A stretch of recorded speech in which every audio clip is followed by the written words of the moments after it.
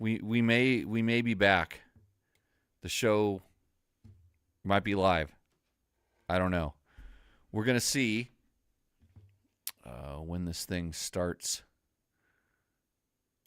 streaming. Here, we're gonna do the intro again real quick and see how this works.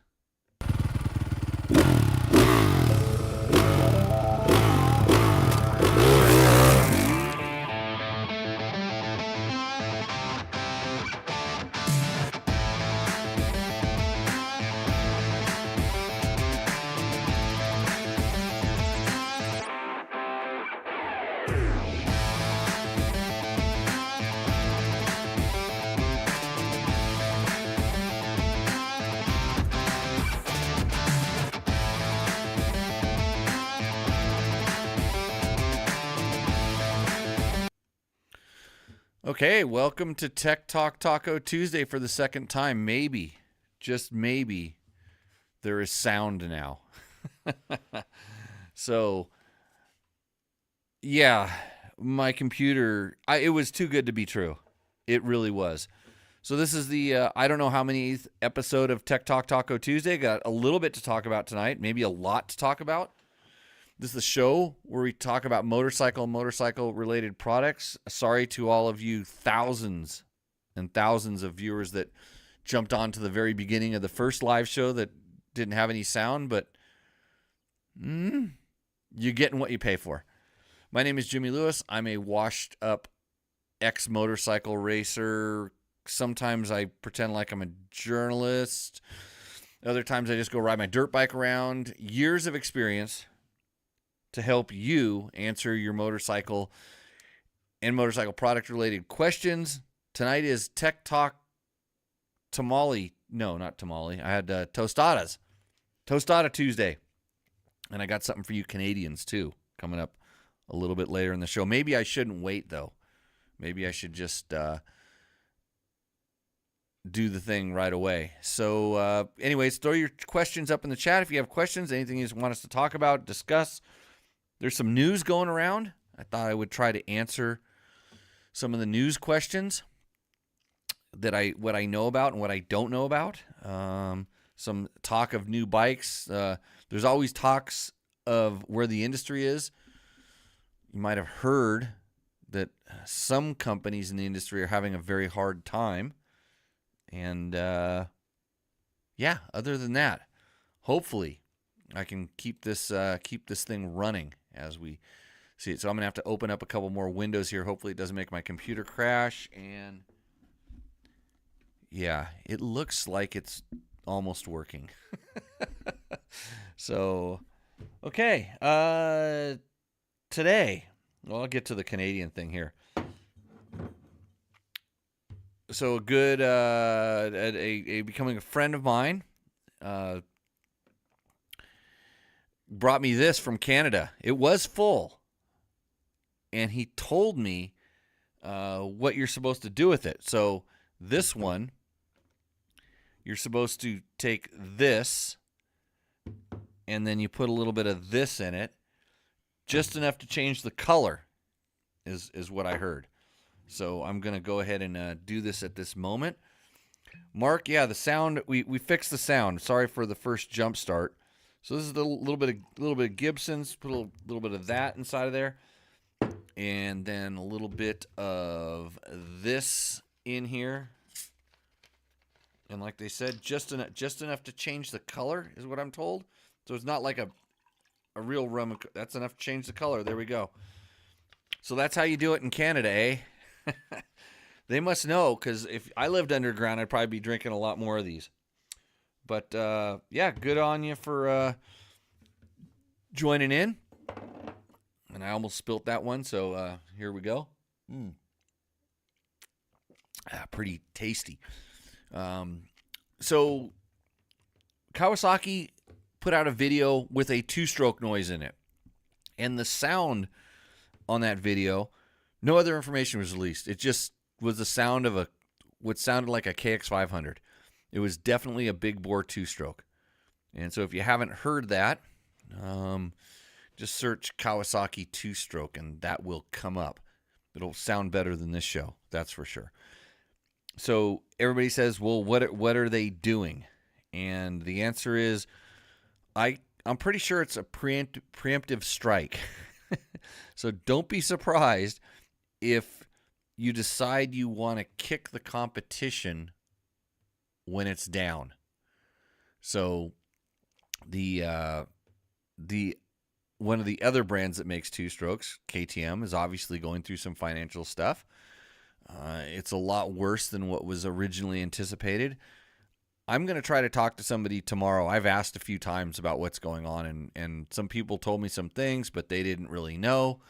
And some other people, they knew some things, but it didn't line up, and I'll probably try to talk to somebody. Because KTM, the way they have that business structured, it's a lot of different businesses, and who owns what and how it's all played together probably is a bigger role than what's going, but they're kind of on a pause right now. They're doing a lot of restructuring. They have somebody else that's in there running it, and it's kind of being over. There's a lot of oversight, and now the creditors are kind of coming back in, and you see a lot of stuff on social media. Take that with a grain of salt. So that's where we're at. So Tony, I do not know if the Kawasaki is a 300. To me, it sounded like a KX500 in the sound was very distinctly KX500. The only official statement they said is we have a two-stroke in development. So some of the rumors I've heard are they're trying to bring back some updated mini bikes, and they're also going to bring a larger displacement competition bike. Now what that is, I don't know.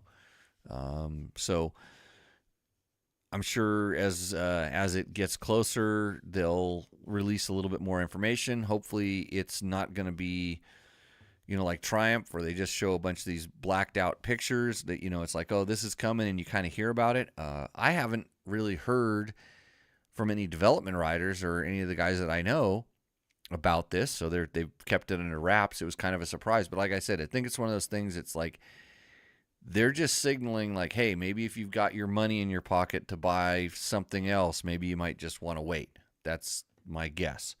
So have that for what it's worth. So Dimitri Azazello. I think I got it right. Has a question. How is it that so many amateurs had issues with crankcase pressure sensors failing and messing up fueling on TPI bikes, but I've not heard of any pros getting a DF or poor race results because of that? Do they just pop in a new sensor for every race? I've had 3 fail, and all 3 would likely result in a DNF if it were in a race. So, Dimitri, I don't know. I've never had one fail either. And I used to be a pro, but I trail ride my bike. And so I'm kind of curious with your situation. When it fails, and I understand they start running really crappy and they don't work very good. Did you just pop one? Did you just know what it was and pop a new one in, and then it fixed the problem? Allegedly, fixed the problem, because if it's happened 3 times, I don't think the crankcase pressure sensor is the problem.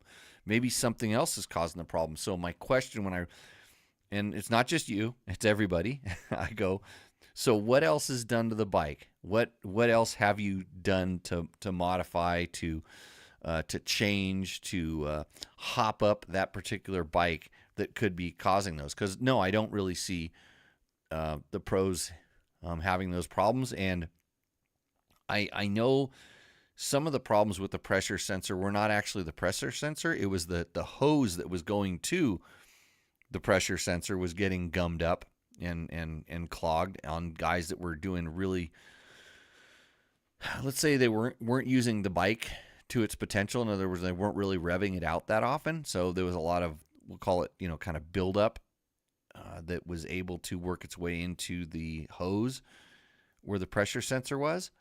So, and I know on the newer ones, and so I'm not sure what year you're talking about. I know they've improved some of the stuff on the newer bikes to make it so it's less of an issue. And yeah, I'm not 100% sure, but I will tell you that the pros, whatever they're running, the ones we're calling the pros, and these would be extreme enduro guys, they're running bikes that are very well set up, and they're tested. They test whatever they're going to race with to a level that they make sure that it's not going to fail. And a lot of times, those are probably um, a lot more stock than what you would think. And there's a lot of stuff out in the aftermarket that they don't play well together. So I know a lot of guys, they are having problems with throttle position sensors. This was even back to the original fuel injected bikes. Lots of TPS, throttle position sensor things, and you started noticing like the guys that had the problems were the guys that actually, oh, I took it and I calibrated mine, or I did this and I did that, and before I even did, the guys that never touched them. I mean, I've got probably, well, I know I have more than 20 bikes with. I've never had a throttle position sensor go bad. I've never had a problem with one, but I don't mess with them. So I have a thing that tests them, and I have tested them to check them, and they always check out good. So he's saying yes every time, a new sensor, all good, and nothing else. So my next question is, what modifications have you done to the bike? Because that could be an issue. And then the other question is are you riding it at low RPMs quite a bit? And then, man, I've seen guys do all these crazy warm-up rituals and routines that when I watch it, I'm like, you're loading your bike up. And so that could be an issue. I've heard of people, oh, I'm mixing a little bit of oil in my gas, and that's adding extra stuff, So there's all these other things. And I have a 300. I have a 19 300. Has a lot of hours on it. I need to put a piston in it right now. But somebody wants to go riding tomorrow, and I might just throw it in the truck. So there's a lot of stuff usually kind of leads to the to the problems going on. So, and since you're on Facebook, I know that there's a little bit of a delay in how long it takes to get this to get the feed going forward. So, okay. Back to the, what was the other thing we were talking about? Oh, the show would not be possible without the help of some fine sponsors. There's two main ones right now. Yamaha, of course, has been a longtime supporter of Tech Talk Taco Tuesday. I'm riding a fair amount of Yamahas. I rode my WR around just a little bit today. Just a little. I wanted to go ride my Husaberg 650, but like not this computer that wouldn't make sound about 10 minutes ago that wants to do all kinds of crazy updates, and that's why it took a little while to jumpstart this show. I had to work on my other computer today, so lots of computer stuff going on. But I did put a new carburetor in my Honda Rancher 4x4 today. A carburetor I got for $26 on Amazon.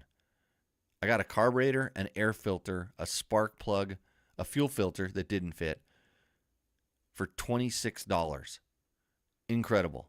I have no idea how they can do that kind of stuff. And that's not even with the 10% tariff that's supposed to come on the Chinese stuff. So who knows where this thing was actually made, but it was an exact replica knockoff. Well, who knows it was a knockoff? Who knows what Honda's actually putting on that thing to start with? But it was a very good replica. Put it on there, pushed the button, started right up, ran exactly like it used to 7 or 8 months ago when it finally, I don't actually know. I don't remember why it stopped running. I think the carburetor just slowly started plugging up and gumming up. So, yeah. So still no answer from Dimitri. Back to the other subject. So we don't know what the Kawasaki two-stroke is. We don't know the dire straits of KTM's financial woes. I'm working on that. I'm going to go to the AIM Expo, the American International Motorcycle Show in Vegas tomorrow. I'm going to go there and try to talk to some people and learn about some things. So if you're there, if you are displaying or want to talk to us, let me know. I'm going to go there and tell people what we're going to do, in the future, and see if we can get some support behind us so we can do more of this, or I will just tell Trevor to do it all on his own. And the next thing that I needed to do was to go over to our YouTube channel. So when you're watching this show and you're watching some of our videos, if you ask questions on those videos, typically we take those questions and answer them here live on the show so that you're able to get the answers, because there's no way that we could go through and answer each one of those things kind of individually over time. So Travis Mahoney says, yeah, did you listen to the first part of the show, Travis? Nope. That's exactly what we talked about. So it sounded a lot like a KX500 to me, and I have a lot of experience listening to KX500s. In fact, on my Facebook page, I somebody put a picture from a Commotion by the Ocean race at Carlsbad back in, oh boy, I forget what year it was, 2004, something like that, where I actually am pulling the whole shot over Ryan Hughes on a KX500. So I used to race that thing at Carlsbad all the time. That was a great bike for that. Threw the question up. Road Racer 3 says, any thought on Cody Webb's KOM bike build? No, because I haven't investigated Cody Webb's KOM bike build just yet. Where do I see that? It's not like it just showed up here. And if it was on social media, I guess I missed it. But Cody Webb now riding Blue Crew. He's riding Yamaha. He's riding for a Rocky Mountain ATV MC. He's kind of got his own team thing going. That's pretty good. If you want to support this show, you can click through our links on Dirt Bike Test. Go to Dirt Bike Test, hit the support us button, use the Amazon or the Rocky Mountain links when you're going to buy stuff, and we get a small chunk of that. It helps make it so the microphones work when we start the show. Yeah, and JB Black says, back to back. So what Jerry's talking about. This weekend, I attended the Hot Shoe Hall of Fame induction for new inductees. It was at Gene Wood's Racing Experience down on Fremont Street in Las Vegas. A good time. I went there specifically to race the go-karts because, I went there because I knew I was going to see some friends, which I did, which was awesome. And luckily, I got with no practice, even though they now I know the whole story, but they're really egging me on to come practice a lot because last year I won. There's a plaque up here in the wall someplace that let me see where it is. Maybe it's down someplace. I don't know. I had a plaque from last year from winning the go-kart race, so I felt like I like to beat a bunch of other old dudes on go-karts, and I did. It was all luck as usual. So here's my Hot Shoe Hall of Fame little plaque that I got for dominating some old guys. So I'm the champion of champions in the go-karts, 2 years. The 2025 overall winner. So pretty stoked about that. I actually was, I pretended like it was Glen Helen on a Thursday because it turns into bumper carts out there. And it's actually slick tracks. These things don't have a whole lot of power, but they get sideways. If you just step on the pedal, it doesn't really go forward that fast. You kind of have to milk it because it'll spin up. Polished concrete, hard tires. And an 18-second lap time if you're fast. Most people were doing like 20 seconds. So, back to that. Got to see my good buddy Ron Lawson get inducted into the Hot Shoe Hall of Fame. He was there with a good friend of mine, Gary Jones. Motocross national champion Gary Jones, but just an all-around great motorcycle ambassador. Was there. Got to see Gary. Got to see Ty Davis. Haven't seen Ty for a long time. In fact, the last time I saw Ty in person, he was riding around on a Husky dual sport bike, like a 630, out at some bomb run, and his kid was on the back, and his kid was all of about 2 feet tall. So that's pretty. That was a. It's been a long time, but I've seen Ty, poking around at the races. He's got his kid racing all the time. He actually was out at King of the Motos too, and he beat Jeremy McGrath in the Jeremy McGrath hole shot race.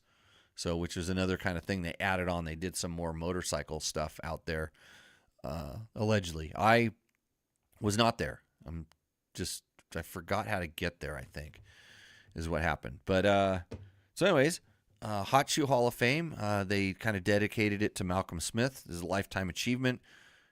That goes without saying. Unfortunately, Malcolm had passed away, but that was really cool. Bubba Schobert, flat tracker Bubba Schobert, road race winner Bubba Schobert was there. I slammed Bubba Schobert a couple times in the go-kart race, which is fun.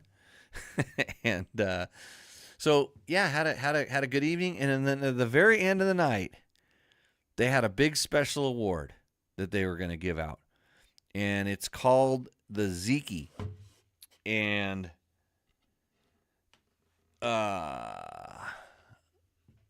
I was honored to get this, and it's it recognizes my selfless and unwavering dedication to the motorcycle industry. So thank you, Gene and Jerry and all the guys that do that, it's pretty cool. So Howie is the guy that this is named after. He runs a speedway website and does a lot of speedway coverage and really gives back. They gave it to him last year and named it after him, which is really cool. And so I get to be the second recipient of this. So I know what that means. Zekwe. I'm getting connected. Zekwe. Okay. You should have put it phonetic on the design too, so I could say it right. Like I know how to do everybody's name. Anyhow, yeah, super honored to get that. That's cool, and it just means I don't charge enough. That's because if I charge enough, then people wouldn't want to give me an award for doing this. Okay, so back to the questions real quick. Dirt Bike says KTM 525 EXC. I have one for sale if you want to buy it. The bike is a bit tough to start. It will run decent when it gets hot, but it'll quit running and will puff a bit of white smoke from the motor, and won't start again till it's cooled. Okay. How are you seeing the puff of white smoke? Or does it smoke for a while and then stops running? So I'm just going to kind of break down a couple things. I'm going to bet that it's going to be ignition related. It's going to be something in your stator or something in your pulsar exciter windings. The cheaper and easier thing to replace is that exciter coil inside of your ignition. The 525s were notorious for running a little bit hot. And when they get hot and then they cool back down, that's typically an electrical issue. The white smoke I don't know about. But if it is making white smoke, that's usually steam. And maybe you have a head gasket leak or something like that that's getting enough water in there. When it gets hot, it pressurizes, it blows into the combustion chamber. And then it might do something to there's water and steam in your engine, not gas. So those are my two things. It smells a bit like cool, and I'm going to the second line here. I think the starter Bendex is going bad too because it gets stuck and requires using the Kickstarter to move the gears forward, and then it'll turn over. Okay. Yeah. Well, this bike's 25 years old. So 20 years old, actually. So use caution. And here we go. So if you're smelling coolant, then it is the second thing. It's probably leaking out of the head gasket. But I'm going to warn you that if your starter Bendix, it's actually it's a what's the name of it? It's a sprag gear that's on the crankshaft inside of the clutch side cover is where that gear winds its way through. How it's doing this. Don't ride it anymore, because when that thing blows up, it's going to be really expensive. You need to replace that gear, and if it's winding, one of those little, and they're not. It's like a bearing, but they're not round. And then there's a spring that runs around the outside of it. So that spring, or two springs, I don't remember on that one if it's a single spring or double spring. That spring has failed, and so now it's allowing those little bearings to kind of jiggle, and if they get worn, which is what the squeaking noise is, that's wearing while it's making that noise, one of them is going to lodge in there and it's going to lock the whole thing up, and then the gears try to explode. So yeah, it sounds like that thing needs a big rebuild. Somebody to go through that thing and take care of it. So here we go. Yeah, but the white smoke indicates coolant. So, okay. Mark Daniels says Rottweiler did some custom hubs for the Web T7. Haven't seen that. I have some custom W wheels on my T7 that I'm really happy with. So, yeah, it's I'll bet you for Cody, because he's going to be riding it off road. I'll bet you they took a standard hub and turned it down and took the one disc rotor off, so he went to a single disc. I can see for off road that's a lot better.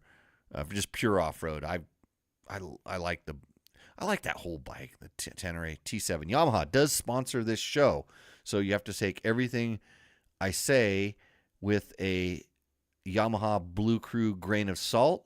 And if you are smart, you would just go buy a T7 right now. Actually, I hear they're hard to get again. So, and everybody's asking me, what's the new T7 going to be? I don't know. Last time they put a new computer screen on it, and there's definitely a T7 rally over in Europe, but I don't think we're going to see that here for a couple reasons. But anyways, Dimitri is back, even though I don't think we answered his first question about the thing. But he says, suspension setup advice request. I can do that. 9 out of 10 questions are answered without referring to a reference manual. And if I can't answer them, I will talk to somebody. I will call somebody. I will find somebody to explain this stuff for me. The bike is set up for hard enduro, so compression circuit is very soft. And he's talking about a KTM 300 right now. But sometimes I get bucked off hard from the shock bottoming out, going full tilt up a steep grade, and then hitting a bump. The spring rate is right and sags at 105 millimeters. Okay, he says he has a TX 300, which indicates it's a Husky. Catches me by surprise. Do I need to learn a ride around this? The TPI bike is a 22 150 XC and fueling is stock. I didn't mess with the motor. Being a 150, it gets to see red line quite often. Got so pissed with it, I went and got a 218 carbureted 300. Okay, so we're getting caught back up. He'd asked about, like, he had some crankcase pressure sensors issues, and so I didn't know that he was talking about a 150. I know the 150s tend to be a little bit more problematic with that kind of stuff, but yeah. He said he didn't mess with the motor. So I think that if your bike is doing a lot of one thing, you've got to test that thing when you take it out. So you've got to hook it up to a thing or swap it out with someone else's bike who you know that it's working, and put yours in there and see if the problem is recreated, because you may have something else in your bike. Because we've had bikes that have been, we'll call them like lemons. Let's just say I had a lemon bike. Then I have had these over the years. I always go try to find someone with the same bike, and then we start part swapping and see if the condition stays the same. And often it isn't what you think. It's something in between. It's the ECU that's talking to the crankcase pressure sensor, or there's a wire in there that's nicked, and it's causing it to short or give you bad readings. So little things like this. Sometimes it's really tough. You got to find that other bike. But okay, so back to the suspension setup. I'm going to tell you that, let's see. So he's a so what is it is your bike an XCW or is it a linkage? Because if you get bucked off hard from the shock bottoming out, so you're hitting something, I always like to blame the rider. when you're getting bucked off, I'm going to blame the rider, because is there another rider that can ride over the same obstacle without getting bucked off? Because before I go and blame suspension, and yeah, bottoming out is part of what a dirt bike does and how it controls it. I'll get to the technical part of that.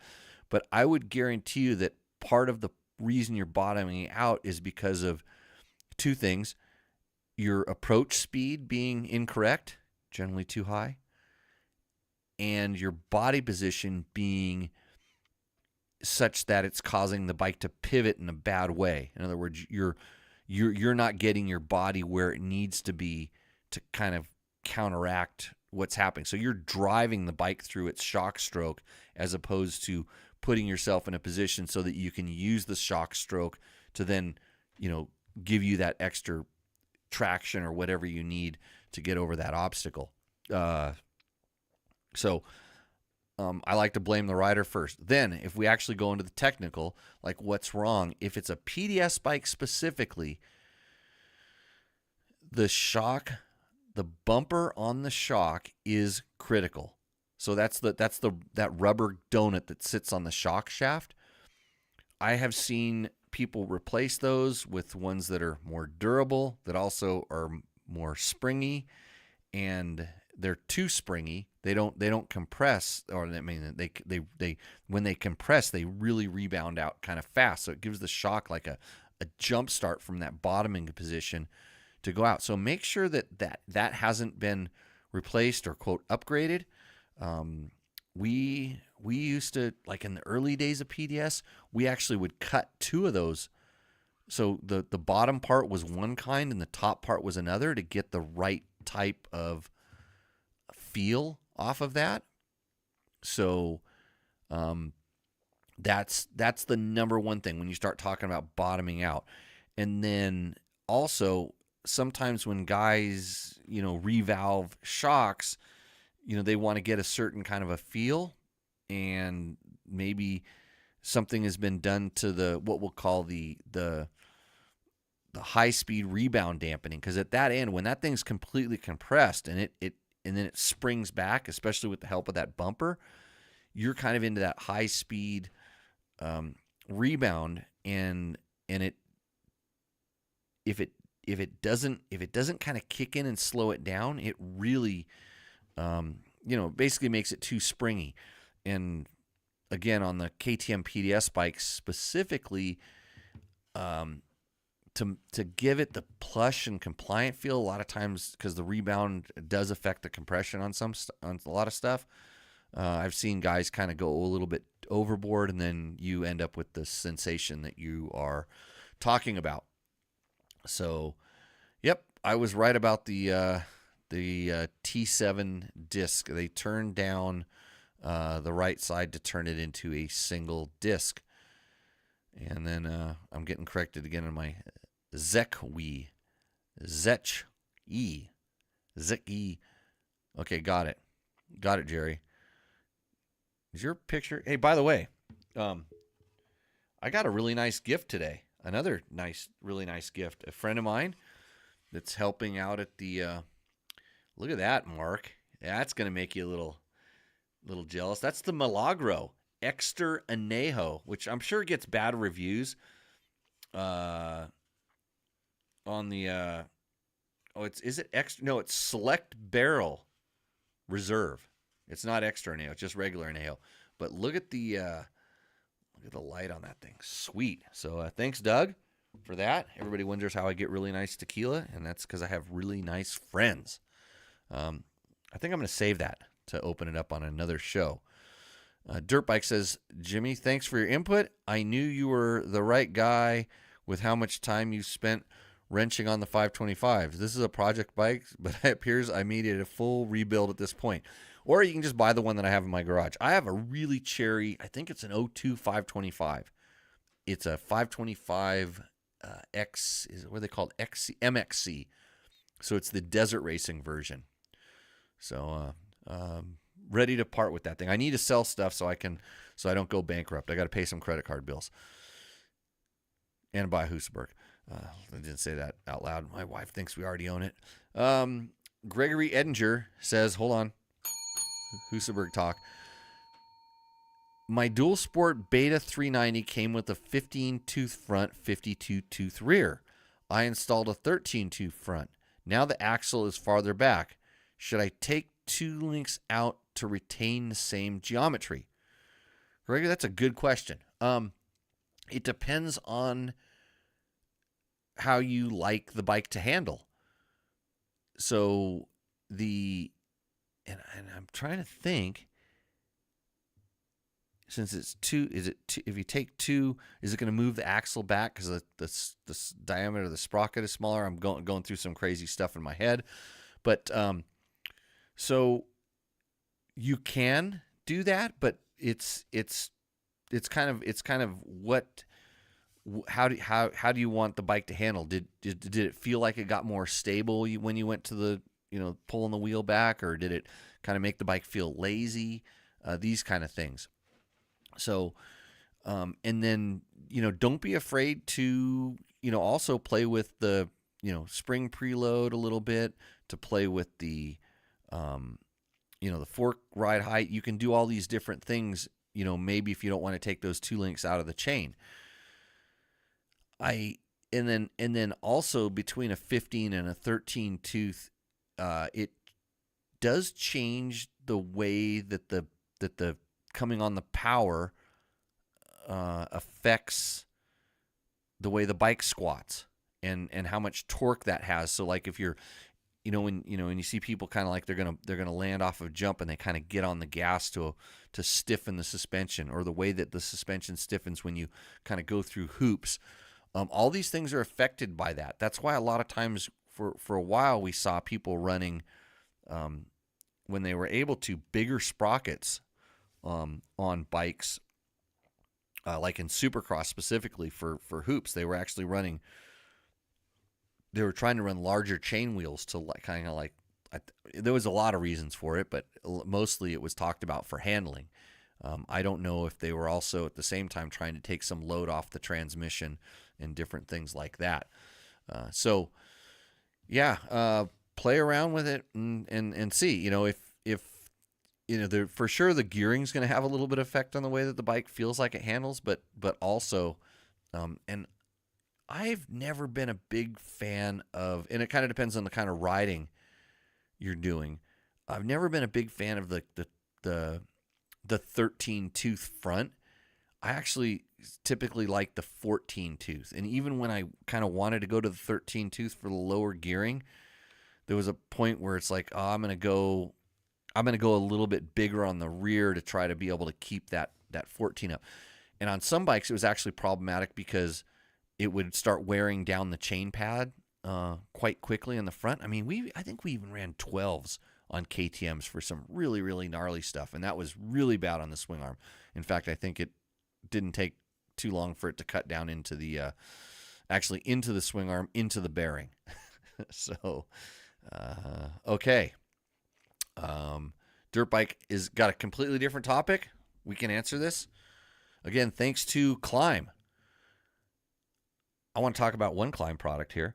So they have a jersey. So they have there's the Mojave and the Dakar jersey. And then they have this jersey that's like this ballistic, and it's funny because it was on the tip of my tongue and I was going to say the name of it. It's like a heavy duty netting, and it's called, it's not the Aggressor, because the Aggressor is the undershirt, which I usually wear under this jersey. It is if somebody help me out here. I gotta go. I'm gonna have to go to the damn website right now. I'm gonna go to climb.com. You think I'm smart and I know everything? Sometimes I have to do research. Here we go. I'm going to the motorcycle section. I'm going to the off-road, climb.com. I'm going to off-road. And by the way, be really careful when you start seeing these ads for really cheap stuff on the internet. There's a lot of scams. They do this with a lot of companies, but Climb seems like they get a lot of kind of spamming. It's make sure if you're going to go to climb.com. So right now, I'm in the off-road section, and I'm trying to find the jersey. Let's see. It wants to know my gender. Men and jersey. Got it. That should... Where is it? The Tactical Pro jersey. There it is. So a lot of times, especially right now, because we're having such nice weather, I want the protection kind of a jacket, but I want to have, some venting and not the weight of a jacket. These jerseys are like ballistic. I actually helped when they're developing these things, and they've gotten so much better than the first ones because they've got some different paneling on the shoulders and the way that they flex. It's like you're wearing something that's super protective. It doesn't have really pads in it, but it just made of stuff that's not going to tear. So if you get a punji stick or something like that sent at you, it will deflect it. So, right, Mark, tactical jerseys. Thank you. Got it. And then the fishnet stockings that I always pair it with. Victor, thanks for bringing that up. You had to let everybody know. That's why I checked the man box, bro. Okay. Just enjoying my Gibson's Finest with a little bit of Coke on top. Let's see. We have a lot of questions in our, let's see. It's in our YouTube channel, and why can't I get that thing to load up? Here we go. So, like I said earlier, when you guys are, watching the videos, if you leave comments in the videos, we kind of get back to them and answer most of them. At least I do. Trevor just ignores all you guys. He thinks he's the best video guy, and he likes to tell me how many views his videos get and all that kind of stuff. But in reality, I still have the one that has 3 million views. So, and I see we've got a couple new things on my list here. I haven't broke the internet yet. We haven't dropping too many frames. Let's see. Here's the comments from the community. And let's see. I went way back down, and there was a couple good ones in here. We'll see where they were. So somebody says, best podcast ever. And it's a show that Jerry Bernardo was on. So I think he will be very happy about that. Where the heck was it? Someone's asking us what video resolution we use. And then people are saying, does anybody else have any problem loading the video? To check your internet connection. Here's the one. So a guy on my CD boot review said he fell over and his bike fell on his foot, and he wants to know if that hard sole would have stopped that. And I have no way of knowing that because, what part of the bike fell on it, how heavy was the bike, all of those kind of things. So, I mean, yeah, having a good boot, and the CD is the stiffest boot. And you think about it, like most soles, if the bike falls and it kind of lands on the sole, and let's imagine the bike being all the way put on the, if the foot's sideways and the sole's up there, it's going to have a hard time crushing it. But if the weight kind of goes above the sole or it kind of gets in there, at that point you're dealing with some other things. So, I mean, every situation is unique, but I will say that of all the boots I've worn, I feel that the CD is the most protective. The SRS specifically is the most protective one. They should sponsor this show. Correct? Correct. Okay. And then next time, add the new Reju Adventuro 307 Rally. And then somebody else. These are about the KLX 300 versus CRF 300.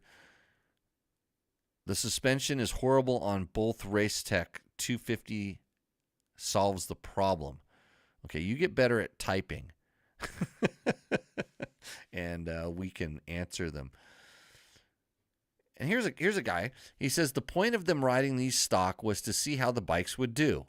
Pretty awesome considering both the terrain and the conditions, dedicated enduros they were up against, and finished in the top 10 at a dual sport ride. They finished in the top 10 at the dual sport ride. Fixing the suspension was not part of their plan. If it was their test purpose, then it would have been pointless. Yeah. So, yeah, and now you guys are they're getting in arguments about a video. So good on you. We like the impressions. The next question, yeah, there's a lot of guys arguing about the KLX 300 and CRF 300. I'm going to work on my XR 150 video, and if I took it to the Big Bear trail ride, I would overhaul the trail ride for sure, even though it's not a race. Let's see. A JI 3946 tells me on my AJP PR7 riding impression, ride a T7 for a month, then hop on the PR7 and see if you complain about the weight. Well, I do have a T7. I've ridden it for way more than a month, and I still do complain about the weight. So, yeah. Candy Sofax says, Jimmy always asking the guests questions and then cutting them off when they start to answer. See my guest? Yeah, now you understand. Okay. Let's see. The ISDE rules don't let you warm up your bike. I know this. May have been to an ISDE or 4. This is kind of a pain with the KTM TPI. No, it's not. Every time I get on my KTM TPI bike, I pretend like I'm at 6 days. I start it up and usually I ride to the gate. So it's not an issue. It's an issue if you take the thermostat out, maybe. I don't know. Mine warms up just fine. My thermostat's in. Bike's pretty much stock. Let's see. What's our next one? Okay. There's a what? They're complaining. More people complaining about how we test motorcycles. Let's see. And then we have an RMX 250Z Suzuki off-road project bike, update number 2. And Carolina STR 4163 says, I currently have a 2017 350 SX set up for woods GNCC riding. Been wanting something new and was considering trading for a newer RMZ. Do you have any thoughts or suggestions on helping me make a decision? Well, since you are already riding a motocross bike off-road, so that's something I typically try not to do, just because they make bikes that are better set up for this kind of stuff. So since you have that, going down to the 250, especially the Suzuki, the Suzuki's actually for off-road, it's good because it's just good torquey bike.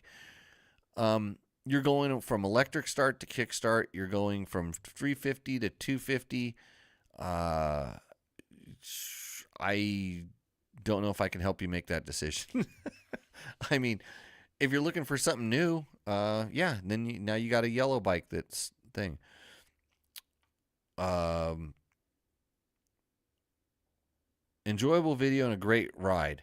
My Yamaha WR 250R is one of my favorite fun bikes to ride. All of them. I would have enjoyed seeing how you would do on this. Now thinking adding a CRF 300 to the stable after this video. It's all you need is another motorcycle. Take it from somebody who has way too many. And now they're arguing about how many speeds the bikes. On our KTM 390 modified adventure video, which tubes do you ride in the new rims? Because I basically, on that one, we took the mags off and we put spoked wheels on that we actually sourced off of one of the Husqvarna bikes. And then I had W lace me up a really nice set of wheels. And he says 2mm or 4mm tubes. Cool video. Well, thank you. I don't know how many millimeters the tubes are, but they're if I could just remember that brand, that tubes that I use, they used to help me out, but I forgot don't know what brand it is, but it's the mid-sized ones. So it's not the super big heavy ones, and it's not the light ones that come stock. It's one that's in between. So it's like a medium size tube. So the big ones tend to pinch. And if they're not perfectly sized, they kind of fold up, and then they pinch where they fold. So I'm always a little leery of the really, really heavy tubes. Okay. Toma 2814 says, great review, Jimmy. Twice participated in your off-road school and now subscribed to your channel. He's a big fan. Well, thank you. Yeah. I wish we could do schools some more, but anybody paid for insurance lately? Now they're telling us how to test bikes again. Get these bikes off MX tracks and onto desert or single track. And he's talking about our 2023 Gas EX 450F first ride impression. Let's see. The bike will almost outperform the rider. I don't understand why people would doubt that those bikes aren't capable. This makes no sense to me. I guess I'm the only one. No, you're not the only one. Somebody wants to know what the music is on the Mega Bomb header. I'll tell you what music it is. It's the music that got us copyright violations. So that's it. I think it's gone now. I think the music is now gone. Where's our next? Junk bikes on this channel. Well, thanks you, Brody. Yeah. He's talking about my live beta 300 rebuild. So if you have a few hours, you can go there. Next one, CS7474 says, dirt bike test, minus the dirt bike and minus the testing. He's talking about our SP Connect phone case test. So I don't know. Well, that's about a phone case, so maybe it is the bike, but we did do the testing. It clearly explains how much we use that in the thing. So I'm going to go here and check to see how we're doing on the question. On the questions. Hey, Jimmy, I saw you won that award. Very cool. You give a lot back to the sport. Thanks, Jesse. I do appreciate that. I mean, it's nice. Hello, my name is John Ross. Today is my birthday. I'm 36. Hi, John Ross. Happy birthday. And Jesse G says, I see some of the 2013 990 Baja editions for sale.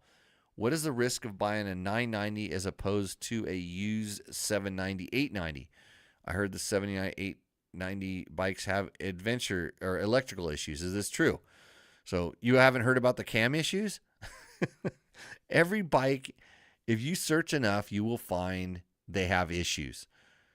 So the 2013 990 Baja was the best of that whole era of the 950, 990, especially the Baja ones, because they took some of the ABS stuff off. They actually lowered the bike a little bit, but the suspension didn't really suffer because of it. They did a good job with it. So I don't see any risk in buying that, except it's just a little bit older. You're starting to talk about a 10, 12-year-old bike now.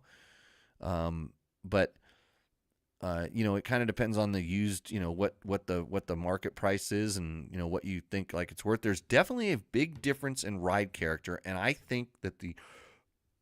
honestly think that the 990 Baja is I'm going to say for me it's a better bike than the 790, 890. I've never been a big 790, 890 fan. They're harsh. I mean, they're not really comfortable, and there's so many modes in the computers and stuff like that.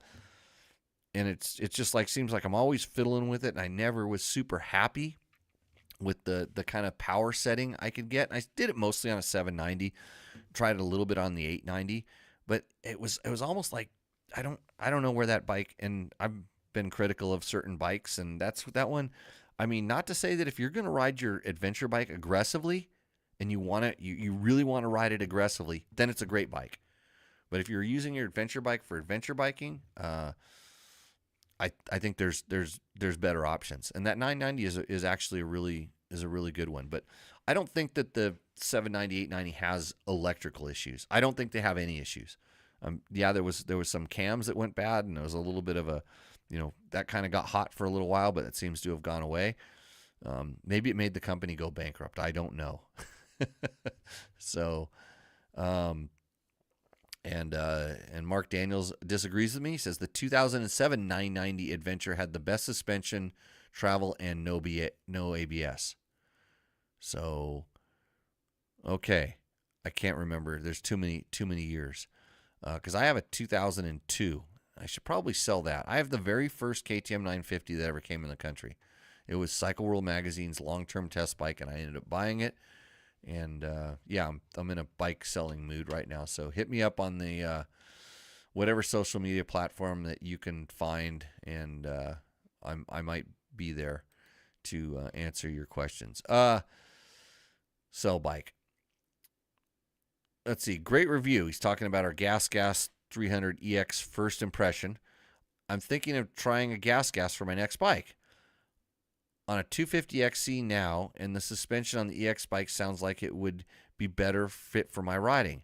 Had to revalve the XC to get enough compliance for the techie stuff. Is that this place in the background? I'm not going to tell you where that is in the background, because I never tell you where we're riding and testing bikes. But so I have not ridden that bike yet. I do know that the gases have slightly, or they're supposed to have slightly different suspension settings than the KTM's and the Husqvarna's. It's actually, sometimes it's actually a price down type of thing. Sometimes the Huskies come with a couple extra components on the shock, like the preload adjusters and stuff like that. But most riders, if they play in my go-to is make sure you play around with the suspension a bunch before you just send it off to get it revalved. Take the time. And here's someone that's going to talk about it. They're going to tell us what to do here on that same test. He says, try 100 millimeters rear race sag. You'll thank me. Gas recommends 105 for the 250 and 100 for the 300. And that will get rid of the bike wanting to climb out of the rut on the uphill you're on. Power is the reason for the sag difference. The 300 wants to push more. I've got a new 24 250 for 6,500 out the door. Yeah, you scored. That's a good deal. I think the reason it was climbing out of the rut is because the rider on the bike sucked. That's just what I do. And then BPW 334 says, I just bought a 24 EX 250 and by far one of the best bikes I've ever owned. So there we go. I've had several 300s and pretty amazed how much you can still lug this 250. Overall, just a great, friendly, and forgiving machine. Very user-friendly. Lots of great deals out there now, too. Let's hope Gas sticks around and KTM gets their SH blank T together this year. I think it's going to take them a few years to get their billions of dollars back together, but I don't think they're going anyplace. And then Adam Coffee 828 says, it's a KTM with red plastic. Am I right? A real gas is now called a reju. Let's see. No, it's not a KTM with red plastic. It's a gas. It's the new gas, which is just a KTM with red plastic. There's different stuff in there. Enough to I have no idea why. I know why they did gas, and it had nothing to do with them wanting to have red bikes. So let's see. We're talking about master links versus rivet chains. And Eric RP One High says, I've had master links come off of since the 70s as a kid. I use them and carry a spare. Out of the blue, one came off in a desert race out at Red Mountain, and I had to get a super nice racer to stop and give me his. I did spend some time driving around the pits to return the favor. But I did buy a rivet style plus the install tool for my new Cross Nation 701 Husky. It came with one that is a sign that 75 horsepower needs them. Let's see, I went to 48 to 46 rear sprocket. The big benefit also, besides the cruising crushed head, is the pin to link plate interface fit. Very strong. Okay. I'm not sure why I read all that. I don't know what I learned. I learned from that. I think when we talk about in that little thing, I think when we talk about that stuff, we kind of clearly explain, like, I don't remember. I think it was me and Johnny Campbell that were having that discussion. And, yeah, it was sort of trying to figure out, like they both have advantages and disadvantages like anything else. Let's see.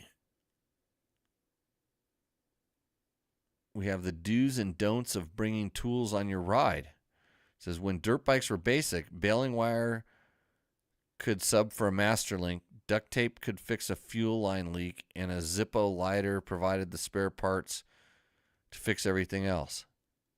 Okay. John Kling. Let's see. Great video, but working on a bike in flip-flops, says Dune ATV. Okay. Let's see. The next thing, and people are trying to tell me where the AJP PR7 motor came from. Well, it's a knockoff of the Husky TE 510, 610, something like that. Yeah, it's the Italian Husky motor, which is now being produced someplace in Asia. Let's see. Other bikes. Hey guys, I know it's a comment after 1 year and it's about turning a bike into a supermoto. Okay, that's why we won't read it.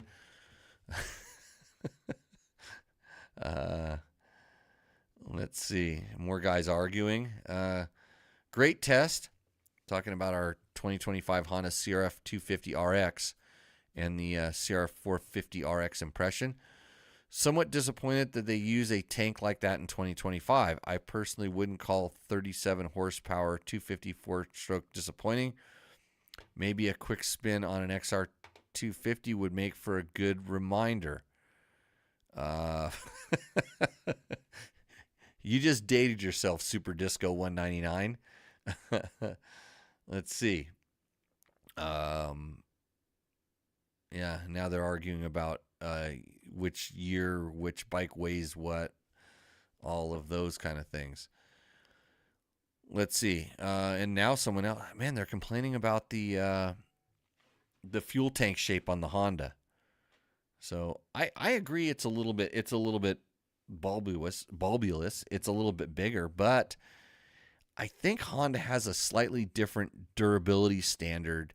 You know, they want to have a certain amount of airflow through the radiators and a couple other things that you probably don't take into consideration. And companies like, IMS or Chirby's also can kind of skim through. But it's things like this that do make a little bit of a difference. Here we go again.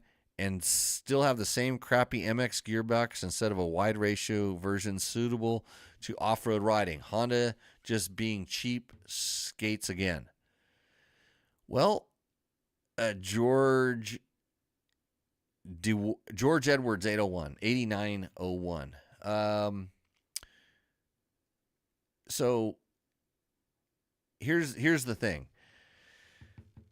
They do a lot of market research, and they figure out like, hey, and for sure there's like, yeah, we can put the same gearbox in and get some cost savings and stuff like that. But they look at the range of where, what speeds people are riding and what people are doing with these bikes, and they go, okay, this will work.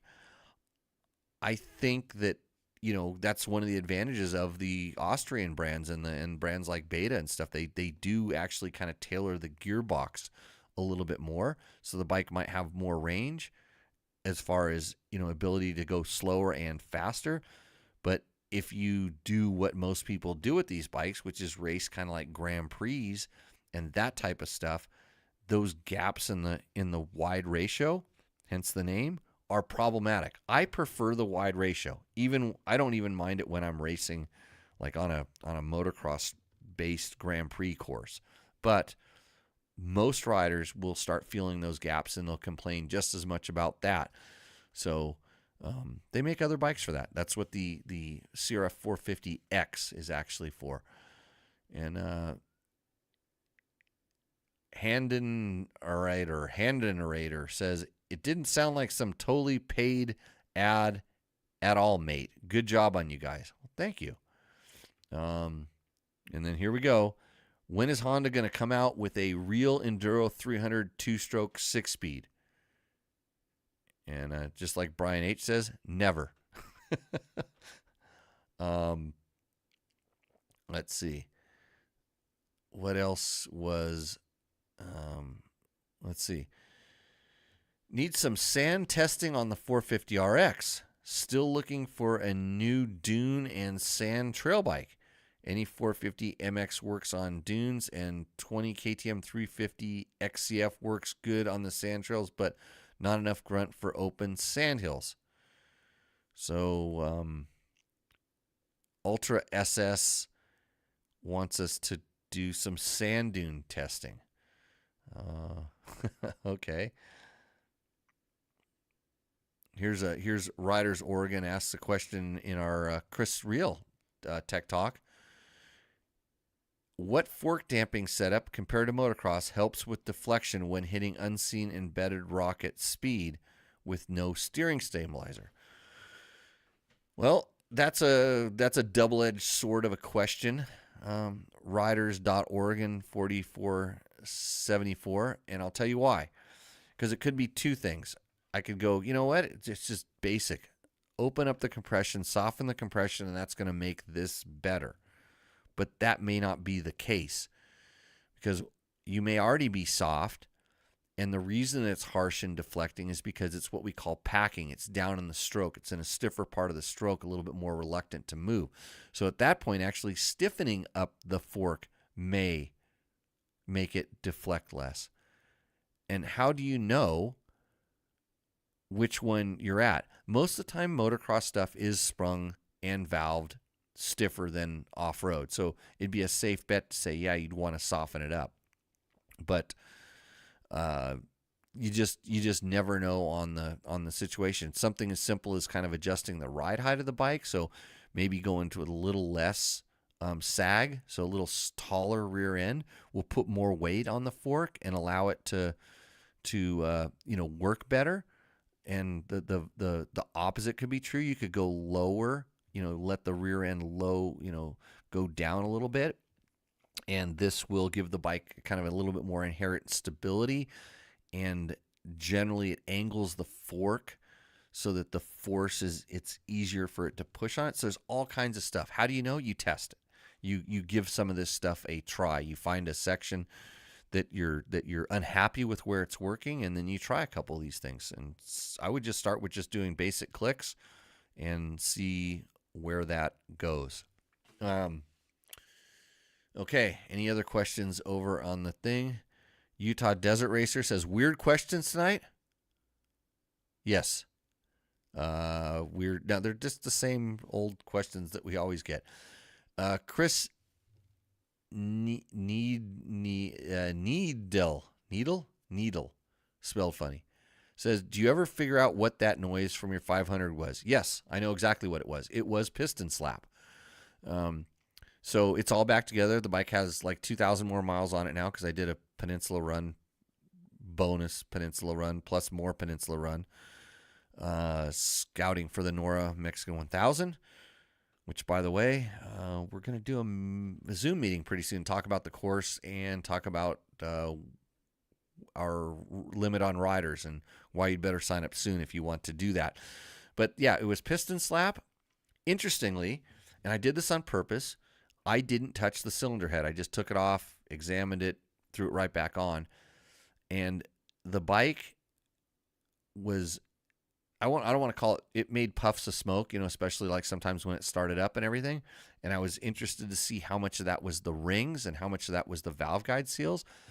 And it was mostly the valve guide seals. So I was getting the noise from the piston, and my small, ever so slight oil consumption is a direct result of the valve guide seals. And so how much does it use? Let's see, because each day we were going through about seven gallons of gas. It was about 200 cc's for 7 gallons of gas. That's kind of what we were running. Victor Andrade says, do you think Yamaha is going to bring the Fantic XC300 or equivalent to the USA? No. Yamaha, and so Fantic is a French brand that uses Yamaha parts, a lot of Yamaha parts to build their motorcycles, and I don't think you will see that in the USA. Do I think Yamaha is up to something? Again, bike news here. Yes, I'm guessing. I think I honestly believe that they're taking a hard look at a 350 4-stroke, and they're taking a hard look at an updated 2-stroke.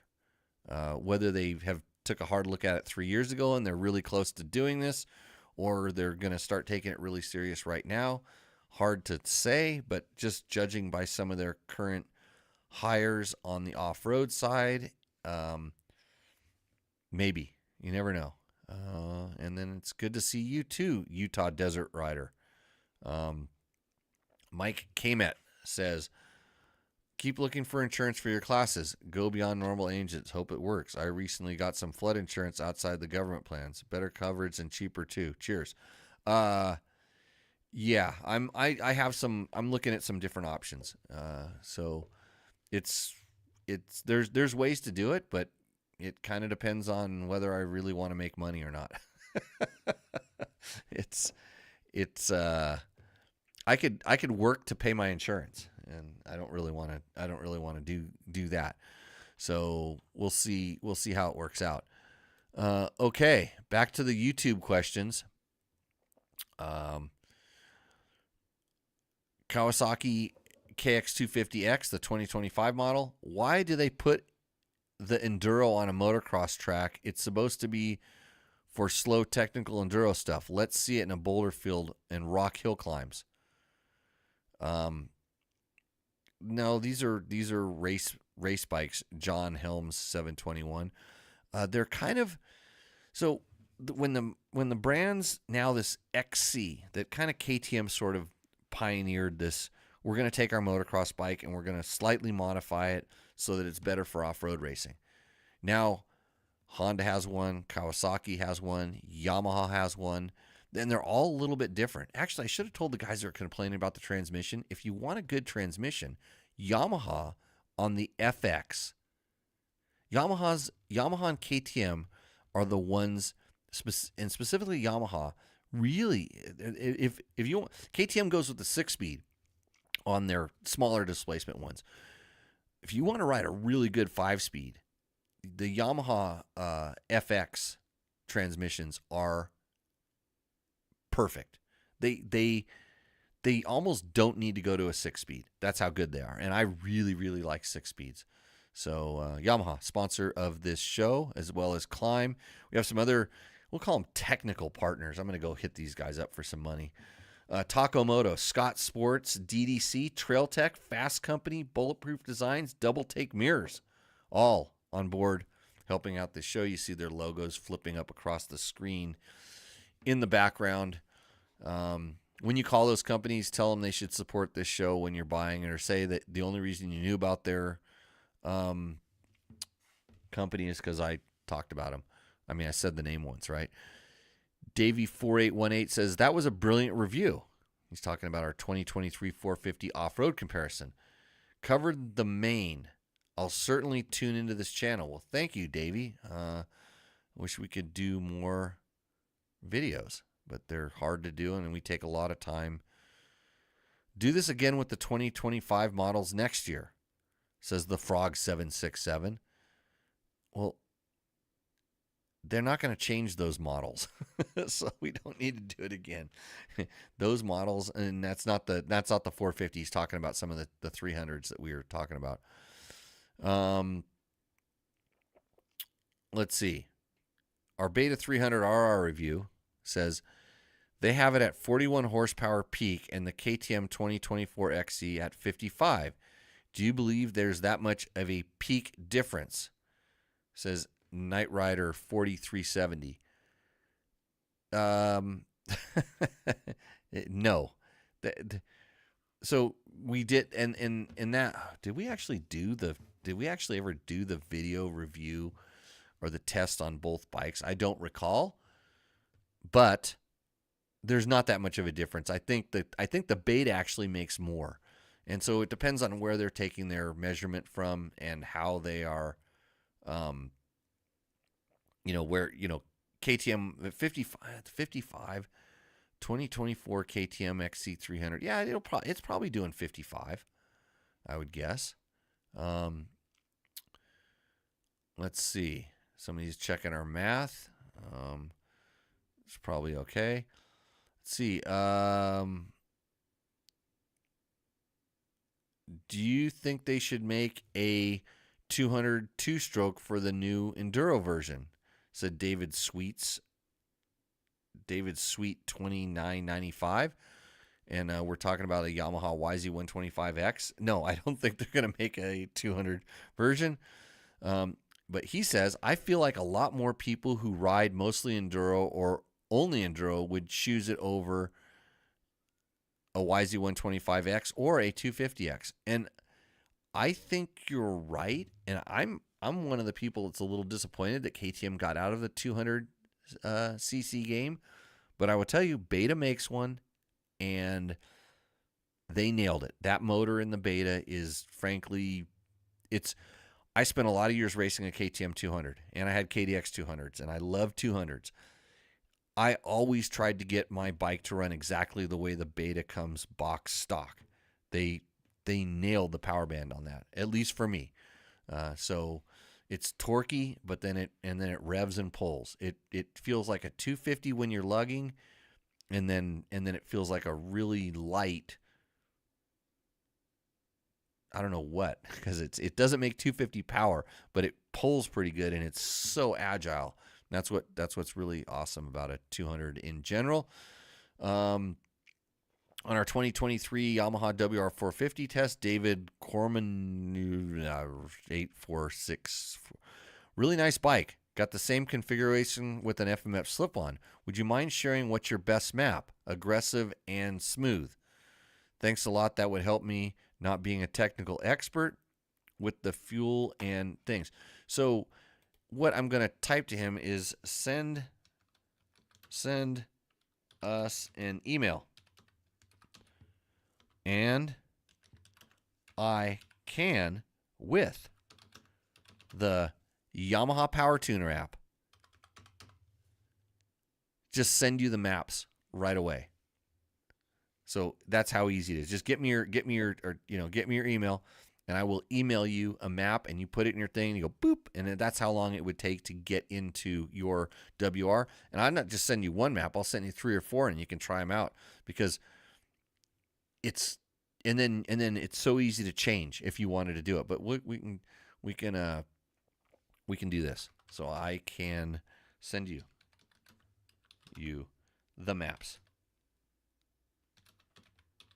I type it like 22 words a minute, as I used to be an editor, by the way. Okay. Let's see. Oh yeah, I saw this.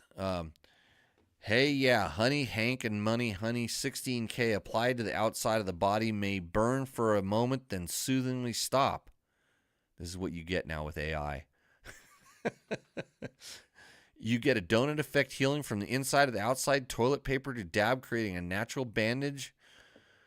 I'm hoping that AI is using my voice right now to create this. Actually, I'm probably going to get AI to do this show for me. So anyways, great job. I'm getting my 300L tomorrow after settling my CRF 250L, hoping we'll have just a little more power. I missed after my YZ 250F. I would love to see the XT 250 on the track footage. Is there any posted? Well, yeah, I think you're asking a lot there. So those are our questions on the YouTubes. Let's see. There's no way any KTM 300 makes 55 horsepower. Max 45. Yeah, I don't really ride dynos that much, so I can't tell you the numbers. I bet you the 300s are 50 horsepower. I would guess. But maybe I've just I got a loose dyno up my ass and I'm just making it up. But I don't know. I mean, the 450s are up in the 60s. And the 300s maybe it's not. 300s definitely make a lot of torque, and that's kind of what you really feel. It's hard to feel horsepower. And so you kind of feel torque, and then you hear the noise. So Mike Kmet says 200s are great. I rode a KTM 125 EXC way back when you raced one. That'd be me. I used to say, make it a 175 and a little more flywheel, and it would rock. A 200 even better. That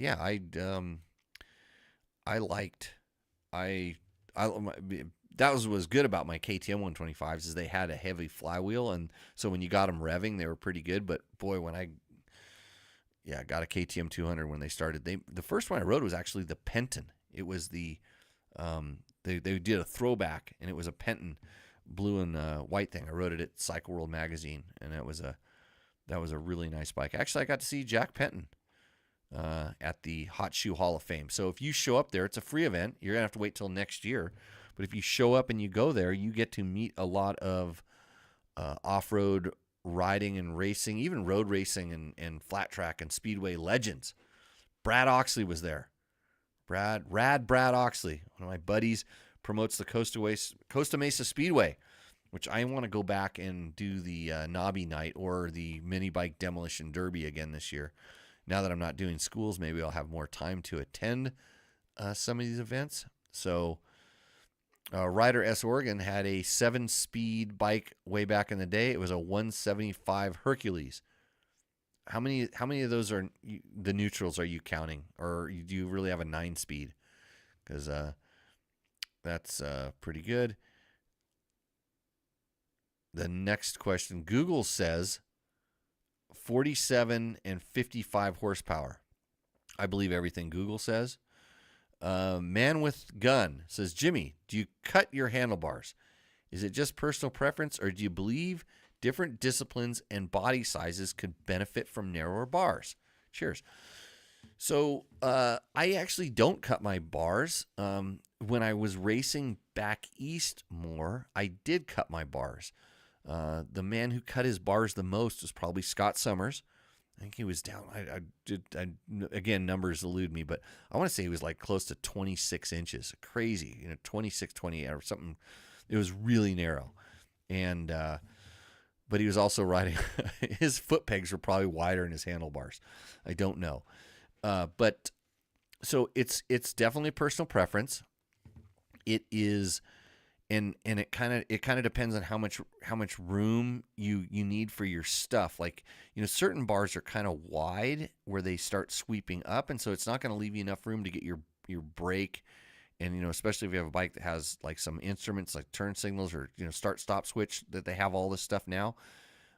You might be compromised on space that way, and the so there's stuff like that.